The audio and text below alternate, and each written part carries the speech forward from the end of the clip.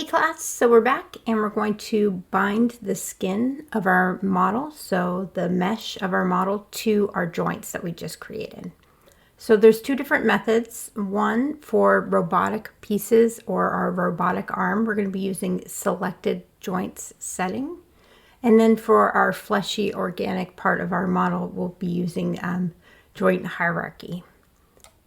I'm going to demo the robotic arm first and create some NURBS curves for it and create some parent constraints. And then after that, I'll be doing the body and the head.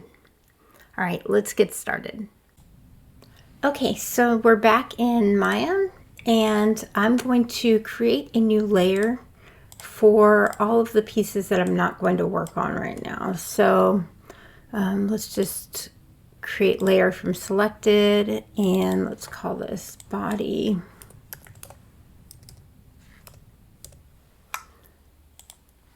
And we can hide that. I'm also going to grab this joint chain and also add it to that layer. So now we can really just focus on this robotic arm. And what we have here is this initial kind of shoulder joint is going to move as one. This elbow piece will move as one. And then this pincer piece, I actually recombined it, so it will spin just as one piece. Okay, so to bind this, we're going to select our first joint in the joint chain and then select just this first set of pieces and go to our rigging menu, skin, and bind skin and the option box. Now joint hierarchy makes more of an organic bind to the skin, whereas selected joints will only bind this joint to the objects that are selected. So this joint will only move these two pieces. So that's what we want. So I'm going to hit apply. And now if I hit E to rotate, you can see that rotating this joint is rotating just these pieces. All right, now we can do the next piece. So I'm selecting, let's use my Q. I'm selecting this next joint and the next two pieces and make sure I still have bind to selected joint selected and hit apply. All right, so now if I try and rotate that, you can see it's just controlling those pieces, just like a robot. And now go back to Q and do the same thing to bind this last pieces. So now if I rotate these guys, see, rotate these. Okay, so this is a little bit off. I'm just going to go back and fix that really quick. Okay, so I'm going to speed this up a tiny bit, but basically what's happening is the joint is rotated, as you can see, and it's not really lining up with the motion of the piece or the part that I'm trying to use. And partially it's because this arm piece is on an angle, so it makes it a little tougher to place. So I'm just going to select my actual arm piece and I'm going to use that isolate select button and then turn on snap to points and actually snap it to that end point. And then for this other joint, which is more about positioning, I'm just going to try and snap that to a forward point as well. And now you can see that it's much nicer in alignment with the actual piece that it's going to be rotating. So that will help. So now we can show our pieces again, undo isolate select, and now I can bind this again. So I'm going to select my joints, select the object, go to skin and bind skin, make sure selected joints is selected and apply and close. Great. So now if I want to rotate this piece with the joint, it's moving much more predictably for this piece. Great. So we've bound our joints. So I just want to show you some adding controls and then we'll move on to the organic body. Okay, so we're going to create a NURBS primitive and create a circle. And for this circle, we are going to, let's actually hide our polygons. And I'm just going to use my point snap and snap it right to the joint. And press E to rotate, hold down J, and that should snap it to 90 degrees. I'm just going to scale this up a tiny little bit. There we go. I'm going to duplicate it, use my move tool, and snap it again. This time it is snapping to that shoulder joint or the elbow joint. And this one, I think it would be best if it was outside of the body. It'll be a little easier to use. So duplicate again, click and drag and snap it. Oops, turn back on my point snap and snap it to the wrist. Now this one's a little tricky because again, it's on an angle. So I want to align it to whatever this angle of this joint is.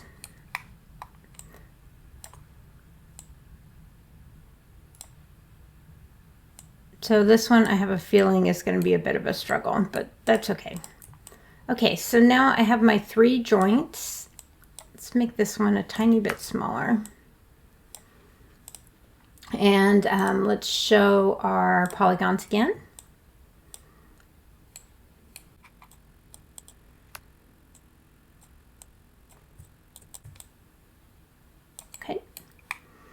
All right, so these will be our 3 controls. So the first control, we need to rename it and call it shoulder control left,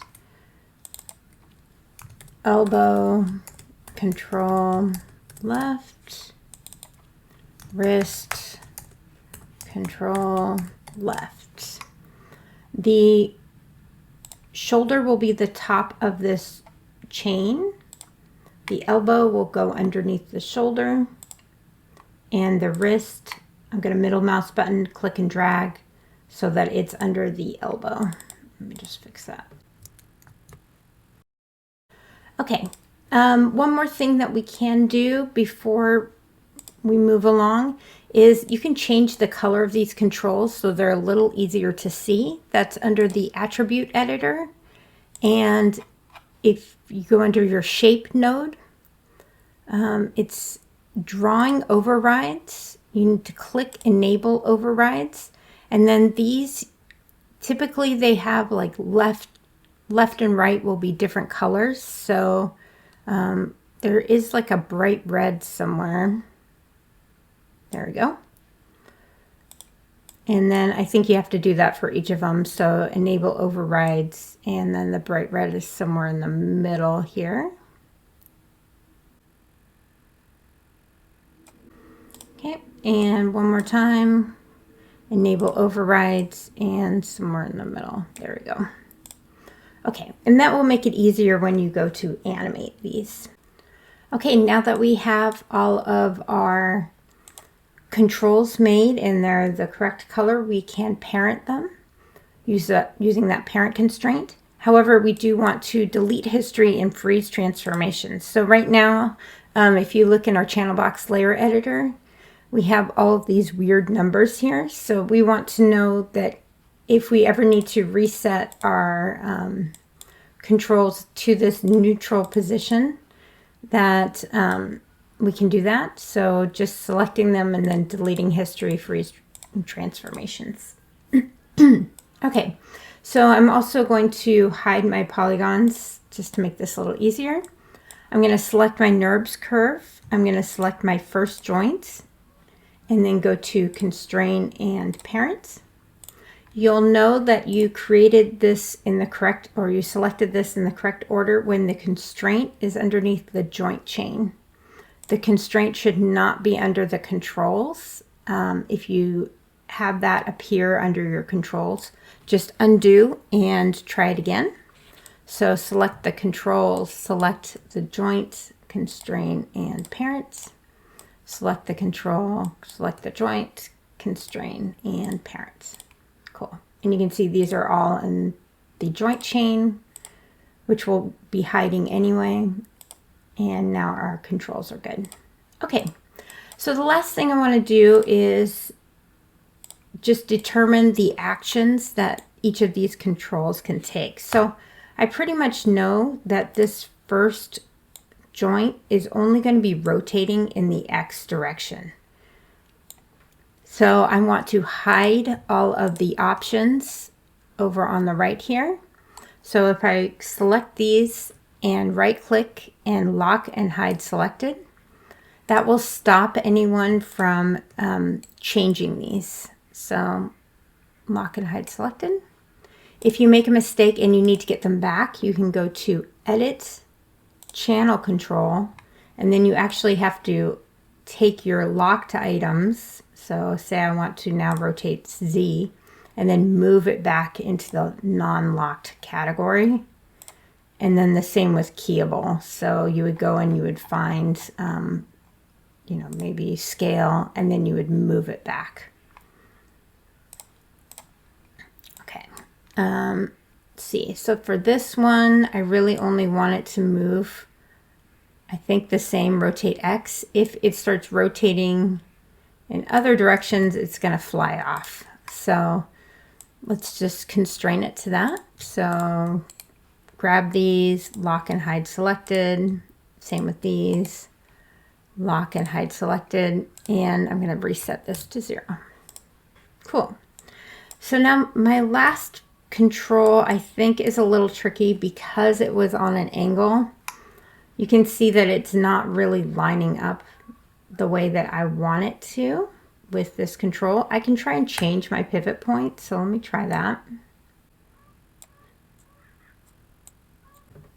Okay, and now if I move just in the Z direction, you can see that it still is affecting all 3 X, Y, and Z's. That's fine. I'm just going to roll with it. And lock and hide selected of all of these other pieces, and then just leave these 3 values alone. So I can adjust any of those.